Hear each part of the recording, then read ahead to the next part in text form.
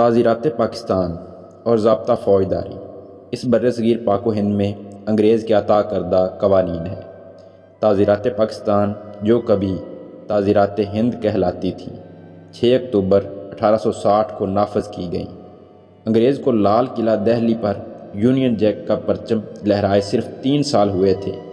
اس 3 سال کے عرصہ میں انگریز نے ہر اس شخص کو عبرتناک موت کی سزا دی جس نے اس کے خلاف صرف ہتھیار ہی نہیں اٹھائے تھے بلکہ جس نے کبھی اپنی تقریر، تحریر یا گفتگو سے بھی تاج برطانیہ کے لیے نفرت کا اظہار کیا تھا۔ لکھنے، تقریر کرنے، گفتگو کرنے اور ہتھیار اٹھانے والے سب کے سب انگریز کی نظر میں برابر کے غدار تھے۔ دلی شہر کے چوکوں اور چوراہوں پر مسلمان علماء کی لاشیں کئی دنوں تک لٹکائی گئی تھیں تاکہ عام لوگ عبرت حاصل کریں۔ غالب اپنے ایک خط میں تحریر کرتا ہے کہ درختوں پر مسلمانوں کی لاشیں بیا کے گھونسلوں کی طرح لٹکی ہوئی نظر آتی ہیں۔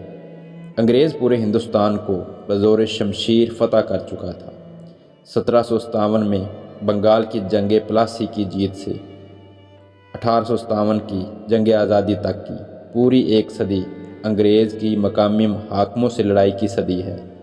میسور کی ریاست سب سے سخت جان تھی جس کو فتح کرنے کے لیے 1767 سے 1799 تک انگریز نے 4 جنگیں لڑیں اور آخر میں میر صادق جیسے غداروں کی مدد سے ٹیپو سلطان کو شہید کر کے میسور پر قبضہ کیا گیا۔ برطانیہ کے شہر ایڈنبرا کی پہاڑی پر ایک قلعہ ہے جسے میوزیم کا درجہ دیا گیا ہے۔ اس میں ٹیپو سلطان کی تلوار، زیرہ بختر اور دیگر اشیاء رکھی گئی ہیں۔ یہ اشیاء ایڈنبرا کے رہنے والے اس سپاہی کو ملی تھی جس نے ٹیپو سلطان کو شہید کیا تھا۔ ان نوادرات پر ایک عبارت درج ہے: ٹیپو سلطان کی موت انگریز کے لیے اتنا بڑا واقعہ تھی کہ پورے ملک میں خوشی کی وجہ سے چھٹی کر دی گئی۔ آخری مارکہ 1849 میں گجرات کے قصبے چیلاں والا میں ہوا جس میں فتح کے بعد پنجاب سے سکھوں کی حکومت کا خاتمہ کر دیا گیا۔ اس فتح کے بعد دلی میں بیٹھا بہادر شاہ ظفر اب ایک محصور شخص تھا جو برائے نام فرما روا ہندوستان تھا۔ دلی کے شہر میں جب منادی کرنے والا کوئی سرکاری اعلان سناتا تو کہتا: ملک اللہ کا، حکومت بادشاہ کی اور حکم کمپنی بہادر کا۔ ان حالات میں جب جذبہ جہاد سے سرشار چند افراد نے کمپنی بہادر کے خلاف بغاوت کا اعلان کیا تو پورا ہندوستان 2 حصوں میں تقسیم ہو گیا۔ دلی کی جامع مسجد سے جہاد کا فتویٰ جاری ہوا اور لوگ جنرل بخت خان اور دیگر مجاہدین آزادی کے ساتھ مل کر انگریز سے لڑنے لگے، جبکہ دوسری جانب عوام کی خاموش اکثریت تھی۔ لیکن عام آدمیوں میں بھی کچھ غدارانِ وطن شخصیات ایسی تھیں جنہوں نے انگریز کا ساتھ دینے کے لیے اپنے اپنے علاقوں سے جنگجوؤں کے قافلے روانہ کیے۔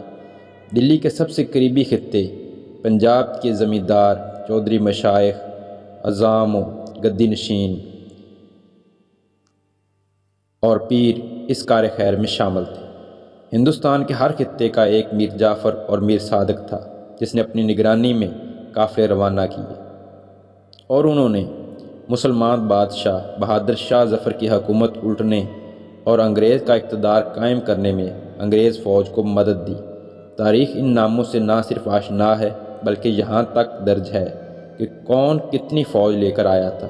انگریز نے اپنے اقتدار کے لیے 1843 میں خیبر پختونخوا کے علاقے سے نوجوان بھرتی کر کے فرنٹیئر فورس نام کی انفینٹری رجمنٹ بنائی۔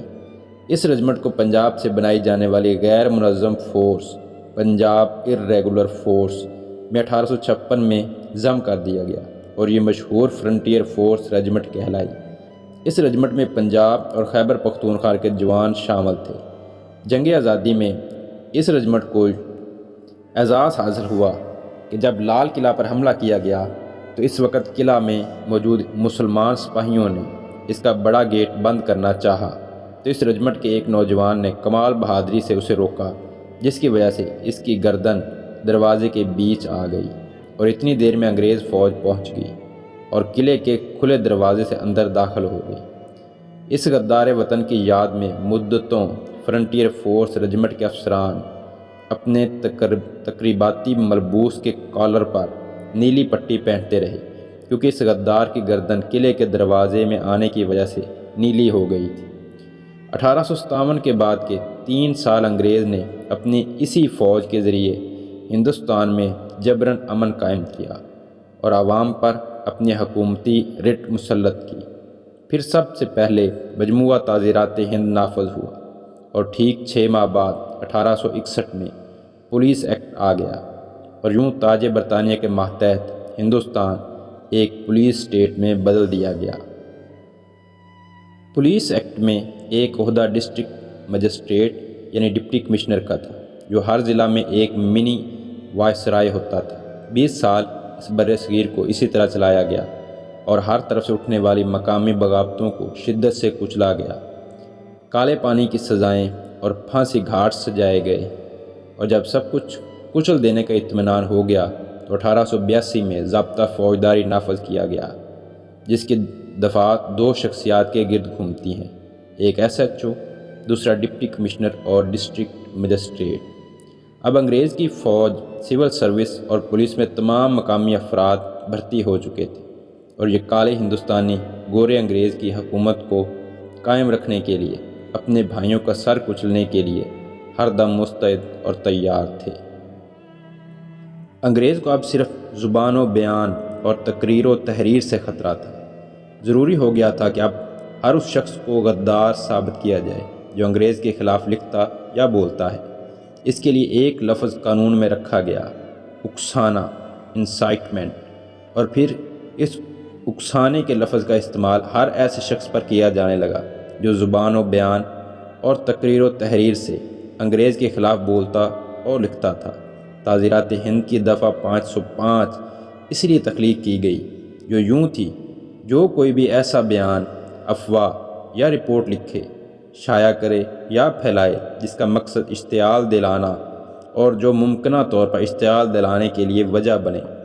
انگریز کی اس دفعہ میں ہم نے یہ اضافہ کر دیا: پاکستان آرمی، نیوی یا ایئر فورس کے کسی بھی افسر، سپاہی، سیلر یا ایئر مین کو بغاوت، ارتکاب جرم یا کسی بھی طرح سے اپنی ذمہ داریاں انجام دینے سے روکنے کی کوشش کرے۔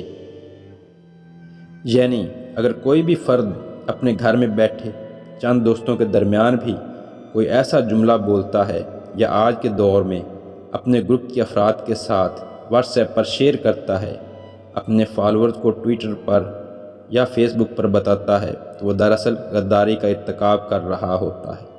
عین ممکن ہے کہ اس کی یہ بات کسی ایک بھی سیکورٹی ادارے کے فرد نے نہ سنی ہو، مگر اس کے باوجود بھی اس پر بغاوت کا جرم اور اکسانے کا فعل ثابت ہو جاتا ہے، اور اس کے لیے مزید کسی گواہی کی ضرورت نہیں۔ یہ قانون انگریز کی ضرورت تھی، کیونکہ اسے معلوم تھا کہ وہ باہر سے آیا ہے اور کروڑوں لوگ اس سے نفرت کرتے ہیں، اسے بدیشی سمجھتے ہیں۔ اس لیے کروڑوں ہندوستانی انگریزوں کی نظر میں غدار تھے۔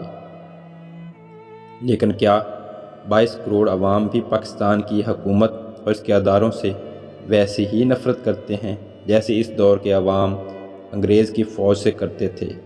اگر یہ بات درست ہے تو پھر تو قانون صحیح ہے اور ہم سب غدار ہیں، لیکن غداری کی سند اور بغاوت کا ایسا الزام ہمیشہ عوامی غصے میں اضافہ کرتا ہے، اور ایسا مسلسل الزام ایسے قوانین نافذ کرنے والوں کی بساط الٹ دیتا ہے۔